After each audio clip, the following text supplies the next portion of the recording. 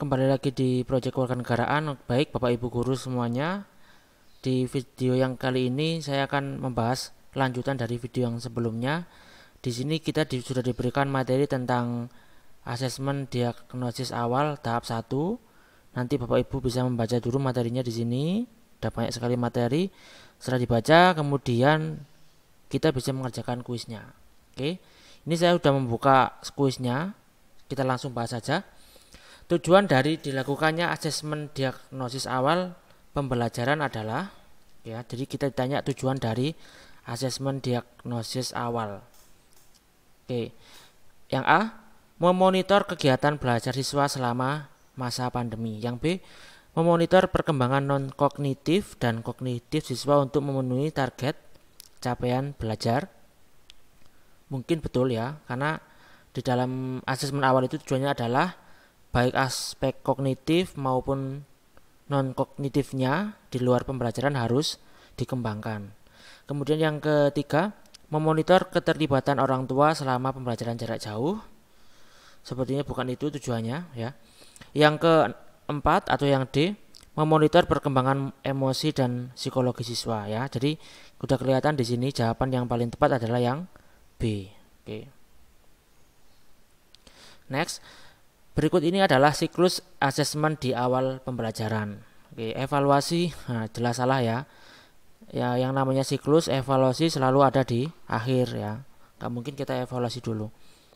Kemudian yang B, asesmen kognitif, kemudian evaluasi, tindak lanjut, baru kemudian asesmen non kognitif ya. Ini sepertinya berbalik ya, bukan yang itu.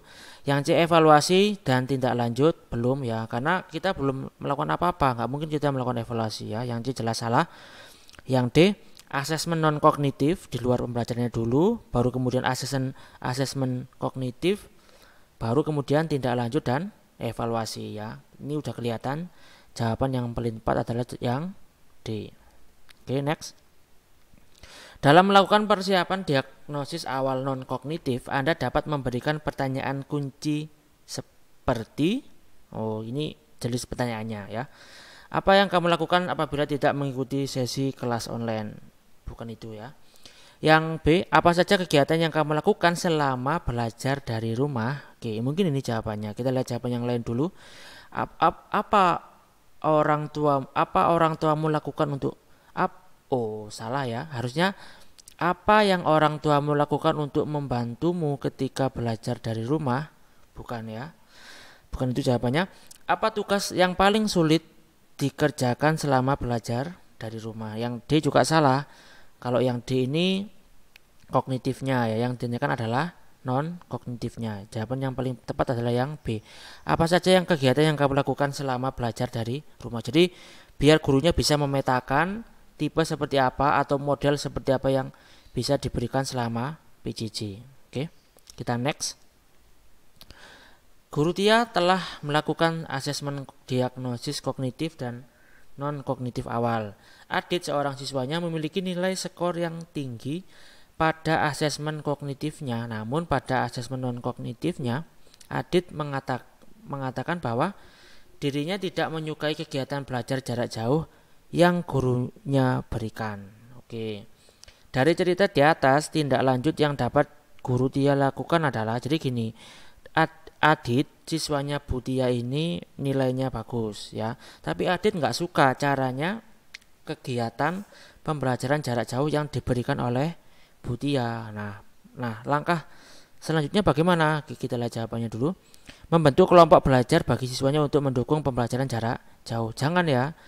Jadi jangan sampai kita meminta siswa untuk berkumpul lagi ya. Jadi karena PJJ ya harus belajarnya dari rumah. Yang B, membuat aktivitas belajar yang kreatif. Mungkin benar ya, tapi ini enggak sesuai konteks yang dibicarakan di atas. Yang C, melakukan diskusi dengan Adit dan orang tuanya terkait kendala yang dihadapi oleh Adit. Ini mungkin jawaban yang benar. Kita lihat yang D dulu.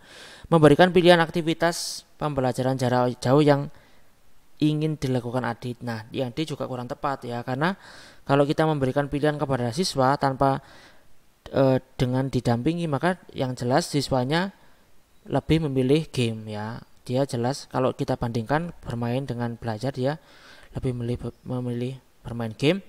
Sehingga jawaban yang paling tepat adalah yang C. Oke, sepertinya sudah selesai kuisnya. Cuman 4 ya, atau sekitar 5 ya di asesmen ini. Kita cuman diberikan 4 soal, oke. Nah, udah selesai jawabannya. Untuk yang di topik keempat akan saya upload di video yang selanjutnya. Baiklah, saya akhiri. Wassalamualaikum warahmatullahi wabarakatuh.